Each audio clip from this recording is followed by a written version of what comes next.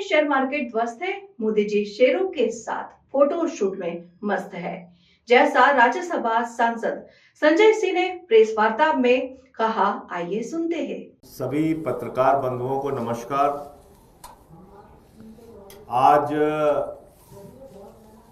देश की बदहाल अर्थव्यवस्था पे आपसे बातचीत करने के लिए ये प्रेस कॉन्फ्रेंस बुलाई गई है। देश की आर्थिक स्थिति अत्यंत चिंताजनक है और ये अगर कहा जाए कि देश की अर्थव्यवस्था आईसीयू में है आज की तारीख में, तो कहना गलत नहीं होगा। और ये बात मैं आंकड़ों के आधार पर कह रहा हूं। भारत के ऊपर 200 लाख करोड़ का कर्जा मोदी जी के राज में है। भारत के ऊपर 50 वर्षों की सबसे बड़ी बेरोजगारी की मार मोदी जी के राज में है। भारत में जब प्रधानमंत्री नरेंद्र मोदी जी की सरकार बनी, यानी कि भारतीय जनता पार्टी जब सत्ता में आई, उस वक्त डॉलर की कीमत थी 60 रुपए, आज की कीमत है डॉलर की 87 रुपए। खुद प्रधानमंत्री जी के शब्दों में उन्होंने 2014 के पहले एक सभा में कहा था कि जब रुपए की कीमत गिरती है तो हिंदुस्तान की इज्जत गिरती है। और आज पिछले 10 वर्षों में रुपए की कीमत मोदी जी के राज में लगातार गिरती गई और 60 रुपए से 87 रुपए पे डॉलर पहुंच गया। देश में पिछले 4 वर्षों में सबसे कम जीडीपी ग्रोथ यानी कि 6.4% इस वक्त दर्ज की जा रही है। और पिछले 5 महीने में शेयर मार्केट का जो हाल है, पूरी दुनिया हैरान है इस बात पे, पूरा देश हैरान है इस बात पे कि 2024 में प्रधानमंत्री जी ने चुनाव के पहले एक इंटरव्यू में कहा कि खूब शेयर खरीदो, खूब शेयर खरीदो। 4 जून के बाद देश की अर्थव्यवस्था आसमान पर पहुंचने वाली है। जितना पैसा शेयर में लगा सकते हो लगा दो। अपनी गाढ़ी कमाई का पैसा, अपने घर में बचत का पैसा, सारा पैसा शेयर मार्केट में लगा दो। ये किसने कहा? भारत के प्रधानमंत्री आदरणीय नरेंद्र मोदी जी ने।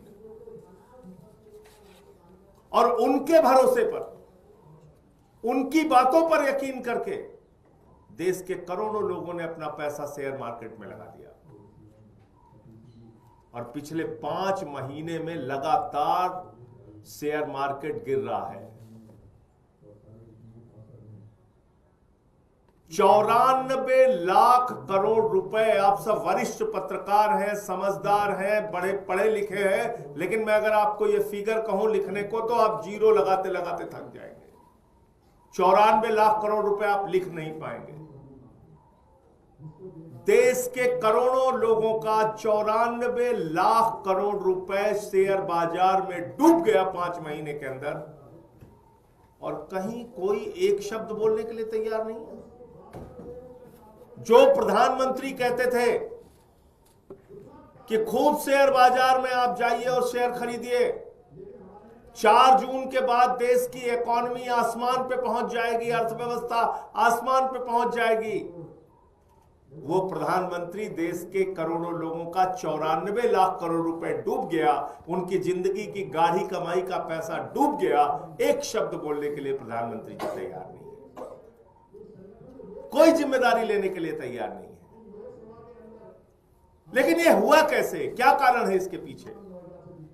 और कितनी बार ठगा जाएगा इस देश का आम आदमी? कितनी बार ठगे जाएंगे इस देश के करोड़ों लोग जो अपने मेहनत और परिश्रम से कमाते हैं और पैसा अपना बैंकों में रखते हैं, शेयर बाजार में लगाते हैं। हर जगह उसके साथ धोखाधड़ी, हर जगह उसके साथ ठगी, हर जगह उसके साथ लूट। आपको अंदाजा है, भारत के प्रधानमंत्री आदरणीय नरेंद्र मोदी जी ने अपने चंद मित्रों का 16 लाख करोड़ रुपए माफ किया। यह भी फिगर बोलूंगा तो लिखते लिखते आप थक जाओगे। 16 लाख करोड़ रुपए। ये 16 लाख करोड़ रुपए मेरे दोस्तों किसका है? क्या यह प्रधानमंत्री जी का पैसा है? क्या यह आरएसएस के लोगों का पैसा है? क्या यह बीजेपी वालों का पैसा है? नहीं। इस देश का किसान, इस देश का मजदूर, इस देश का कर्मचारी, इस देश की माताएं बहनें, इस देश के करोड़ों लोग, इस देश के मीडिया वाले, इस देश के वकील जो अपनी गाढ़ी कमाई का पैसा बचाते हैं, वो पैसा बैंकों में जमा करते हैं, इसलिए कि उनको इंटरेस्ट मिलेगा, इसलिए कि उनको ब्याज मिलेगा, इसलिए कि बेटी की शादी होगी तो वो पैसा निकाल पाएंगे।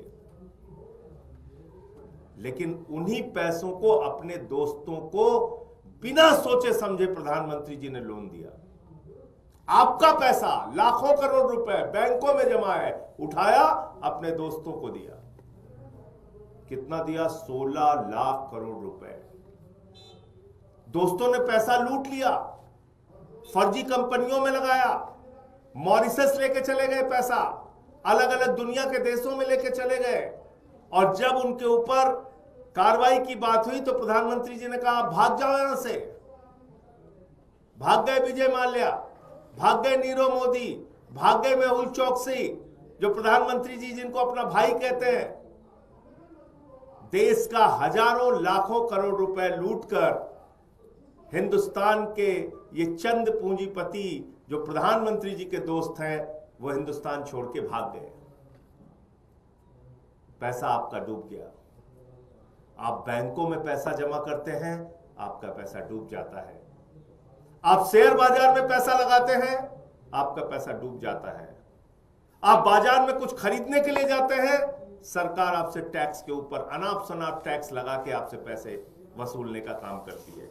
मैं कुछ फिगर बताना चाहूंगा। इस देश में याद रखिएगा, हैरान करने वाली बात है, इस देश में आर्थिक असमानता के मामले में भारत 100 वर्षों का रिकॉर्ड तोड़ चुका है। यानी कि अंग्रेजों के शासनकाल में जो आर्थिक असमानता थी, आज प्रधानमंत्री नरेंद्र मोदी जी के कार्यकाल में भी वही आर्थिक असमानता है। 100 वर्षों का रिकॉर्ड आर्थिक असमानता के मामले में भारत ने तोड़ दिया है। यानी कि जितना 100 वर्ष पहले आर्थिक असमानता थी, गरीबी अमीरी का अंतर था, उतनी ही गरीबी अमीरी का अंतर आज है। इस देश में आप कल्पना कीजिए, आर्थिक असमानता एक पक्ष है, लेकिन 100 करोड़ लोगों के पास अपनी जरूरत के अतिरिक्त कुछ भी खरीदने की शक्ति नहीं बची है। और ये फिगर बिल्कुल साफ तौर पे समझ में आता है। 81 करोड़ लोग ऐसे हैं जिसको सरकार खुद मानती है कि वो राशन दे रही है। उसके पास 5 किलो राशन अपने पास खाने के लिए नहीं है, उसको सरकार राशन दे रही है 81 करोड़ लोगों को। और बाकी लोग इसी आर्थिक असमानता के चक्कर में ठोकर खा रहे हैं। तो करीब करीब 100 करोड़ लोग ऐसे हैं जिनके पास अपने जरूरत के अतिरिक्त कुछ भी खरीदने के लिए पैसे नहीं है। इस हालत में देश की अर्थव्यवस्था है। लेकिन बड़े अफसोस के साथ कहना पड़ रहा है कि इस पर कहीं एक आवाज नहीं निकल रही है, कोई एक शब्द बोलने के लिए तैयार नहीं है। कोई सरकार का प्रतिनिधि, प्रधानमंत्री जी, वित्त मंत्री जी, गृह मंत्री जी, जो आपको प्रेरित करते थे, चिल्ला चिल्ला के कहते थे शेयर में पैसे लगाओ लगाओ लगाओ, वो एक भी शब्द बोलने के लिए तैयार नहीं। आपको चौराहे पे छोड़ दिया गया है। अपनी बदहाली की जिंदगी में जियो। आत्महत्या करते हो तो कर लो। महंगाई बढ़ रही, बढ़ने दो। देश कर्ज में डूब रहा है, डूबने दो। आर्थिक असमानता बढ़ रही, बढ़ने दो। बेरोजगारी बढ़ रही, बढ़ने दो। किसान आत्महत्या कर रहा है, करने दो। ये हालात हैं इस वक्त देश के। तो इसलिए मैं इस देश के लोगों से भी हाथ जोड़कर विनती करना चाहूंगा कि न समझोगे तो मिट जाओगे हिंदुस्तान वालों, तुम्हारी दास्तां तक न होगी दास्तानों में। इसलिए वक्त है इस देश को बचाने का, वक्त है इस डूबती हुई अर्थव्यवस्था के खिलाफ आवाज उठाने का। पार्लियामेंट का सेशन शुरू हो रहा है और उसमें इन सारे बिंदुओं पर महंगाई का सवाल, कर्जे का सवाल, स्टॉक एक्सचेंज में 94 लाख करोड़ रुपए डूबने का सवाल, आर्थिक असमानता का सवाल, ये सारे सवाल उठाए जाएंगे। महंगाई का सिर्फ छोटा सा आंकड़ा मैं आपके सामने पढ़ना चाहूंगा कि सब्जियों के दाम में जो बढ़ोतरी हुई है पिछले 12 महीने में, वो हुई है 26.5%। टमाटर के दाम में जो वृद्धि हुई है पिछले 12 महीने में, वो हुई है 247%, यानी कि 247%। आलू के दाम में जो वृद्धि हुई है पिछले 12 महीने में 180%, और अदरक के दाम में जो वृद्धि हुई है वो हुई है 128%। सब्जियों के दाम, आलू के दाम, टमाटर के दाम, महंगाई आसमान पे, आपसे पॉपकॉर्न पे भी टैक्स लिया जा रहा है। तो आज मुझे मोटे मोटे तौर पे इतनी ही बात कहनी थी कि प्रधानमंत्री जी सामने आइए और जवाब दीजिए। आपने इस देश के आम आदमी का पैसा बैंकों से खाली करके अपने दोस्तों के ऊपर लुटा दिया। आपने स्टॉक मार्केट का पैसा अपने दोस्तों के चक्कर में डुबा दिया, देश के करोड़ों लोगों का पैसा डुबा दिया, और अपनी जांच एजेंसियों का इस्तेमाल करके, ईडी सीबीआई का इस्तेमाल करके देश के अंदर ऐसे माहौल बना दिए कि कोई भी फॉरेन इन्वेस्टर्स यानी कि विदेशी निवेशक कोई भारत में निवेश करना नहीं चाहता, और देश से निवेशक जो है वो अपना पैसा ले लेकर भाग रहे हैं, क्योंकि उनको भारत की अर्थव्यवस्था पे, भारत के बाजार पे भरोसा नहीं है। और बाजार पे भरोसा इसलिए नहीं है कि प्रधानमंत्री जी पे भरोसा नहीं है। तो इसलिए इन बातों का जवाब प्रधानमंत्री जी को देना चाहिए। मुझे इतनी बात कहनी थी, आगे विस्तार से आपको जैस्मिन जी और डिटेल में सारी चीजें बताएंगे, जो कि हमारे राष्ट्रीय प्रवक्ता हैं। शुक्रिया संजय जी। जैसे संजय जी ने आप सबके सामने आज एक बहुत ही बड़ा और गंभीर मुद्दा रखा, और इसकी हमें हिस्ट्री समझना जरूरी है। जैसे कि उन्होंने कहा 94 लाख करोड़ स्टॉक मार्केट में आम निवेशकों का पैसा डूब गया है, 94 लाख करोड़, जो कि बीएसई सेंसेक्स में 15% की गिरावट है। और अगर हम कोविड का समय छोड़ दें तो 30 साल का रिकॉर्ड स्टॉक मार्केट ने अब तोड़ा है। जिस प्रकार की गिरावट हमने पिछले 5 महीने में देखी है, 30 साल का रिकॉर्ड तोड़ा है। आप सोच भी नहीं सकते कि आज देश के आम परिवार में क्या हालत हो रही होगी। कुल 12 करोड़ इन्वेस्टर्स हैं, निवेशक हैं शेयर मार्केट में, उसमें से 11 करोड़ लोग रिटेल इन्वेस्टर्स हैं, मतलब आम आदमी है। बड़े बड़े फाइनेंशियल इन्वेस्टर्स को छोड़ दें तो इस जो गिरावट का सबसे भारी नुकसान जो हो रहा है वो आम निवेशकों को हो रहा है। तो ये सवाल वाजिब है कि इसके पीछे किसका हाथ है। और ये बड़े हैरान करने वाली बात है कि आज जब देश का शेयर मार्केट ध्वस्त है, तब प्रधानमंत्री मोदी जी शेयरों के साथ फोटोशूट कराने में मस्त है। इनको यह चिंता नहीं है कि देश के आम आदमी के साथ क्या हो रही है, मैं क्या करूं, देश को सामने मैं क्या मैसेज दूं, मेरी रणनीति क्या है, शेयर मार्केट कैसे ठीक करेंगे, इकोनॉमी को ट्रैक पे कैसे लेके आएंगे। नहीं जी, हम तो फोटोशूट करेंगे, और 10 लाख करोड़ गिरे तो और एक फोटोशूट करेंगे। तो आज देश के आम निवेशकों को यह जानना जरूरी है कि जो स्टॉक मार्केट में गिरावट आई है वो क्यों आई। कई पहलुओं पर संजय जी ने विस्तार से बात करी, मैं और दो चीजों पे प्रकाश डालना चाहूंगा। मुख्य तौर पे अगर आप देखें और समझें कि शेयर मार्केट में गिरावट इसलिए आ रही है कि जो हमारी प्राइवेट सेक्टर्स कंपनी है, शेयर मार्केट क्या है, उनके ही शेयर ऊपर नीचे हो रहे हैं। जो प्राइवेट कंपनीज हैं उनकी अर्निंग्स, उनकी प्रॉफिट लगातार पिछले 4 क्वार्टर से गिरते जा रही है। और वो क्यों गिरते जा रही है? क्योंकि कोई निवेश ही नहीं हो रहा। प्राइवेट सेक्टर इन्वेस्टमेंट देश में ऐतिहासिक लो पे है। ये एक आंकड़ा मैं आपको बता दूं, बहुत ही गौर करने वाला आंकड़ा है। 2014 में अब की बार मोदी सरकार का नारा लेके जब मोदी जी आए थे, तब प्राइवेट इन्वेस्टमेंट, देश में प्राइवेट जो इन्वेस्टमेंट था वो जीडीपी का 21% हिस्सा था। 2024 में आते आते कितना हो गया? मात्र 11%, आधा हो गया। ये कैसी अर्थव्यवस्था आपने चलाई? 21% जो कॉन्फिडेंस था, प्राइवेट इन्वेस्टर 21% इन्वेस्टमेंट करता था, वो 11% पे लेके आए। फिर बोले नहीं जी, हमें तो पूरा विश्व गुरु हम बना रहे हैं भारत को, देश की जनता, दुनिया के इन्वेस्टर्स आएंगे, भारत में निवेश करेंगे। तो एफडीआई का आंकड़ा सुन लीजिए, पिछले 10 सालों में क्या हाल हुआ है। 2014 में एफडीआई, फॉरेन डायरेक्ट इन्वेस्टमेंट, हमारे जीडीपी का 1.7% हिस्सा था, 1.7%।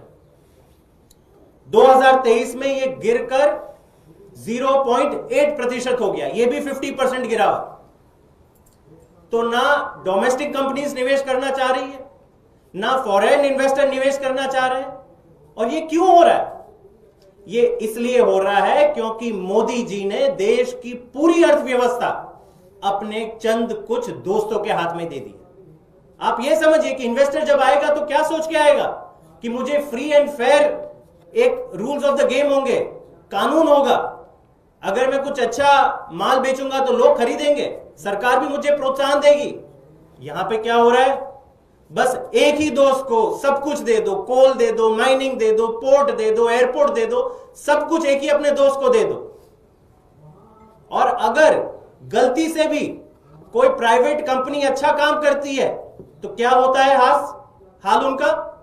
उनके ऊपर सीबीआई और ईडी डाली जाती है। कई ऐसे एग्जांपल्स हैं हमारे देश में जहां पर जो कंपनी, मैं एग्जांपल कुछ ही दूंगा, एसीसी, अंबुजा सीमेंट, उनके ऊपर केंद्र सरकार ने रेड डाली। हुआ क्या? कुछ ही समय बाद अडानी सीमेंट ने उनको एक्वायर कर दिया। जीवीके ग्रुप, उनके ऊपर भी ईडी की रेड डाली गई। बंबई एयरपोर्ट में रेड डाली गई। हुआ क्या? जीवीके एयरपोर्ट का मेजॉरिटी स्टेक अडानी को दे दिया गया। इनकम टैक्स ने क्विंट, मीडिया भी इससे पीछे नहीं रहा है, क्विंट के ऊपर भी इनकम टैक्स की रेट डाली गई, उसको भी अडानी ने एक्वायर कर दिया। नेल्लोर कृष्णपट्टनम पोर्ट, उस पर भी आईटी की रेड हुई, कुछ समय बाद अडानी पोर्ट ने उसको एक्वायर कर दिया। तो इसका मतलब क्या है? दुनिया देख रही है कि अगर भारत में आपको सक्सेसफुल कंपनी चलानी है तो भाई मोदी जी के इशारे पे ही चल सकती है। इसीलिए ढेरों की संख्या में, दर्जनों की संख्या में निवेशक जितने भी हैं, फॉरेन इन्वेस्टर्स और इंडियन कंपनीज भी भारत में इन्वेस्ट करने से बच रही है। और यही कारण है कि देश की इकोनॉमी धीरे धीरे करके डूब रही है। इसका और एक बड़ा उदाहरण मैं आपको दे दूं। मेक इन इंडिया आया था 2015 में, बहुत ही बड़ा। आज भी अगर आप पूछो तो केंद्र सरकार के सारे मंत्री कहते हैं अरे जी हमने तो मेक इन इंडिया को बहुत बड़ा हिट कर दिया। ये आंकड़े सुन लीजिए कि मेक इन इंडिया की रियलिटी क्या है। 2015 में मैन्युफैक्चरिंग भारत की जीडीपी का 15% हिस्सा था। कितना था? 15%। अब मेक इन इंडिया ने खुद अपने गोल में कहा था कि 10 साल में हम 15% से 25% हिस्सा बना देंगे मैन्युफैक्चरिंग को, देश की अर्थव्यवस्था का, जीडीपी का। हुआ क्या? 10 साल में 2014 से लेकर 2024 तक आते आते मैन्युफैक्चरिंग बढ़ा तो नहीं, 15 से 13% हो गया। अब ये कैसा स्कीम है? इतने हजारों करोड़ जो आपने खर्च किए हैं, वो इसका क्या मतलब है कि जो 15% जो मैन्युफैक्चरिंग था वो 13% हो गया। कोई भी ये नहीं है जो आज भारत में इतना विश्वास कर रहा है, उनको पता है कि सारा का सारा जो है मोदी जी, भाजपा, आरएसएस ही, उन्हीं के इशारे पे अर्थव्यवस्था चल रही है। कोई भी आम इन्वेस्टर अगर अपना काम करना चाहे तो ईडी सीबीआई के डर के बगैर नहीं कर सकता। तो ये एक सबसे बड़ा रीजन है कि शेयर मार्केट क्यों गिरा हुआ है। और इस पे संकेत भी साफ है कि इस तरह की जो इकोनॉमी चला रही है केंद्र सरकार, जहां पे केवल हमारे कुछ चंद लोगों को सारे ठेके मिलेंगे, केवल हमारे कुछ चंद लोगों के फेवर में सरकार काम करेगी और बाकी सारे लोग बाहर जाए या तो अपना जो भी है धंधा बेच लें इनको, तो इससे कभी भी देश का भला नहीं होने वाला। दूसरी चीज जो संजय जी ने बहुत अहम मुद्दा रखा कि स्टॉक मार्केट का हाल इसीलिए भी है क्योंकि आज देश में डिमांड निम्न स्तर पर है। एक आम आदमी की जेब में कुछ भी पैसा नहीं बचा, ना नौकरियां हैं और जो आमदनी भी थी लोगों की, ये खुद इकोनॉमिक सर्वे जो केंद्र सरकार, ये हमारे आंकड़े नहीं है, केंद्र सरकार के इकोनॉमिक सर्वे इसी साल का कहता है कि पिछले 6 सालों में जो एवरेज वेजेस है भारत की, वो बढ़ी नहीं है, वो घटी है। ये आप सोचिए कितनी चिंता की बात है। 6 साल में अडानी और बाकी सारी बड़े बड़े इनके उद्योगपति दोस्तों की वैल्यूएशन कहां से कहां चली गई है, लेकिन आम आदमी की जेब में एक भी पैसा नहीं बचा। 2 करोड़ नौकरियां देने का वादा था, आज पूछिए उनसे कितनी नौकरियां दी, चुप। फोटोशूट की एक तस्वीर आ जाती है शाम को कि ये छापी है फ्रंट पेज पे। तो आम आदमी की जेब में कुछ नहीं टिक रहा, इन्फ्लेशन, महंगाई हर दिन बढ़ते जा रही है।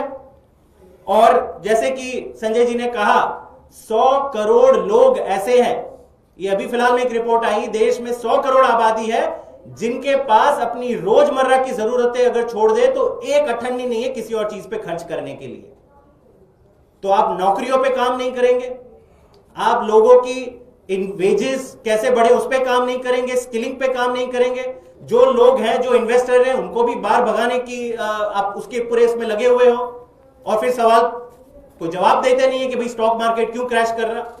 तो मेरे ख्याल से आज देश के लोगों को जागरूक होने की जरूरत है। आज ये बहुत बड़ा फेलियर है, मोदी सरकार का फेलियर है और हम ये मांग करते हैं कि आप बाहर आइए और देश को जवाब दीजिए कि ये जो पूरी अर्थव्यवस्था बैठ गई है, रुपया गिर गया है, स्टॉक मार्केट क्रैश हो गया है, जीडीपी 4 साल में सबसे कम स्तर पे आ गया है, उसको बाहर ले जाने का, उसको ठीक करने का आपका क्या प्लान? बहुत बहुत शुक्रिया। मैं जैस्मीन जी से चाहूंगा वो वीडियो दे दें तो मैं एक बार मीडिया वालों को दिखा दूं कैसे इस देश के लोग लूटे गए, कैसे वो बर्बाद हुए और कैसे इसके लिए प्रधानमंत्री जी और भारत की सरकार जिम्मेदार है। ये जरूर सुनिए आप। जिस दिन चुनाव का नतीजा आएगा, आप साथ में देखना, शुरू से भारत का स्टॉक मार्केट यानी 4 जून जैसा आपने कहा, जिस दिन चुनाव का नतीजा आएगा, आप हफ्ते भर में देखना भारत का स्टॉक मार्केट यानी उसके सारे जो उनके प्रोग्रामिंग के जो प्रोग्रामिंग वाले सारे थक जाएंगे। मैं कोई स्टॉक मार्केट के लिए आकलन नहीं कर सकता, पर नॉर्मली जब स्थिर सरकार आती है तो स्टॉक मार्केट बढ़ता है। इसलिए मैं कह रहा हूँ कि 400 पार होने वाला है, मोदी जी की स्थिर सरकार आने वाली है तो निश्चित रूप से बाजार ऊपर आएगा। शेयर बाजार लगातार 5 महीनों की। तो ये आपने सुन लिया, भारत के प्रधानमंत्री ने चुनाव के पहले दावा किया था कि 4 जून के बाद, यानी कि जिस दिन परिणाम आएगा चुनाव का, जिस दिन वो प्रधानमंत्री बनेंगे, उसके बाद भारत का बाजार आसमान पे पहुंच जाएगा। आप लोग शेयर में पैसा लगाइए, शेयर खरीदिए। और गृह मंत्री अमित शाह जी का भी बयान आपने सुन लिया। तो मैं समझता हूं फिर से इन्हीं बातों के साथ अपनी बात मैं खत्म करूंगा कि जो देश की अर्थव्यवस्था है वो इस समय उसकी हालत ये है कि वो आईसीयू में भर्ती है। देश की अर्थव्यवस्था आईसीयू में पहुंच गई है और इसको निकालने के लिए देश के लोगों को जागना पड़ेगा। आपके कोई सवाल हो तो आप पूछ सकते हैं। अगर आपने हमारा अभी तक चैनल सब्सक्राइब नहीं किया है तो कृपया चैनल सब्सक्राइब कर लें, लाइक करें, शेयर करें, कमेंट करें। तो मिलते हैं फिर किसी और खबरों के साथ। नमस्कार।